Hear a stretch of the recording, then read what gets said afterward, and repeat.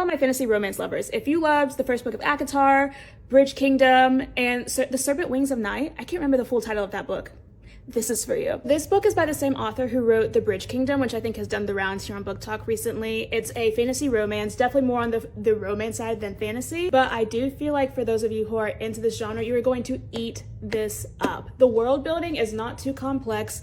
It's based more in Norse mythology, so it has like your Norse gods. There's not really like all these different creatures and things that you have to learn. Their society is based on like this typical feudal system, but there's like a small chance that you could be born with like a drop of God's blood, and then those are, you know, considered to be the chosen ones. They're better fighters, they get better positions, all of that stuff. Our main female character, Freya, is born with the power of Hlyn.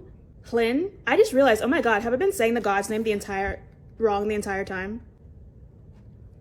Hlyn, H-L-I-N. Who could know? Sometimes I read the fantasy book just for the vibes and I have no idea what I'm even reading. So again, Freya, our female main character, she's blessed with a drop of God's blood from Hlyn, who has the power to shield. So she's called the Shield Maiden. People have been looking for her for decades, and it gives her the power to essentially shield herself, shield others, and like use her magic to like shield certain objects, and whoever has control of her will basically be the ruler of their entire kingdom. Through some turns of events, which I'm not going to spoil even though it's at the beginning of the book so it doesn't really matter, she has to leave her homeland in order to protect her family, and she works alongside this Jarl, which is essentially like a duke in this system, in order to help him gain prominence and win battles so that he can become this king to unite all the homelands together, because it seemed to have been deemed so in this prophecy. But the spicy part is that the king is actually not the love interest, it's the son, and his name is Bjorn. Honestly, that's one of my only gripes with this, named Bjorn.